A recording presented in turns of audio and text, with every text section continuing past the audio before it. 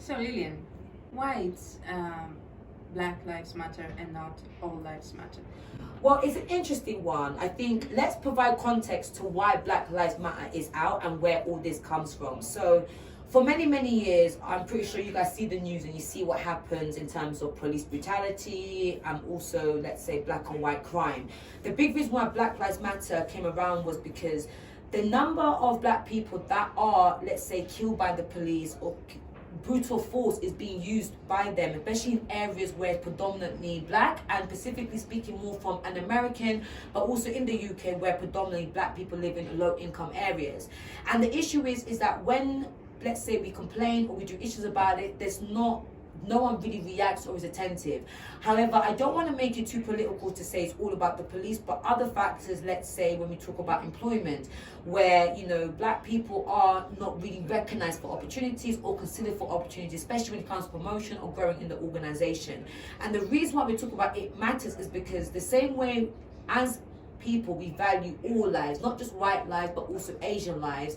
It's also important to value the lives of black children, black adults, even black elderly people, because we seem to forget that as all other races, there is a generation to follow. And we want the next generation of all people from their background to feel comfortable and safe around each other, to speak to each other and to look at each other, not by the color of their race, but by who they are, and to be judged by who they are and what they bring to the table. For example, if we take it from a work perspective, whether you're black, white, or Asian, you should be judged upon your behaviors and your skills and how that applies to your day-to-day job. So if you're someone that's come in as a resourcer, as we are as recruiters, is do you execute your day-to-day job as a recruiter rather than being as a black recruiter or as an Asian recruiter, the stereotypes that added to that hold the individual back. So that's a big reason why when we say all lives matter, it's never to discredit other lives, but it's to talk about the importance of our lives, just as all lives are also just as important. So I wanted to mention, just to know that it's not to discredit any other race,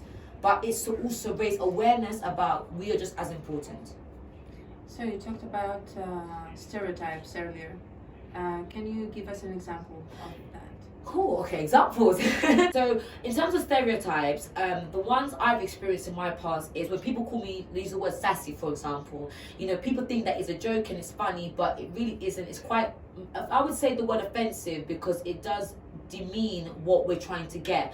An example that, you know, sometimes when you're in an environment, whether it's social or work environment, you need to feel open to express how you feel.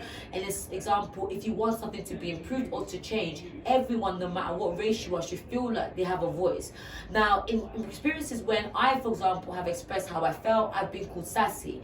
And in simple words, it's people take it as I'm being rowdy or I'm being aggressive or I'm just behaving in a manner that they don't like. They don't find it woman-like. And that's very upsetting because, especially as a black woman like myself, I have the struggle of being a woman to start with, but then secondly my race.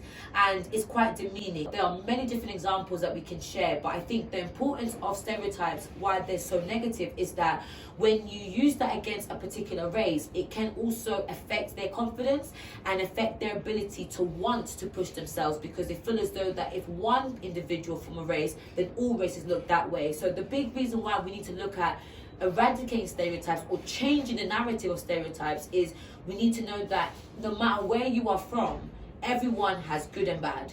That's how I look at it.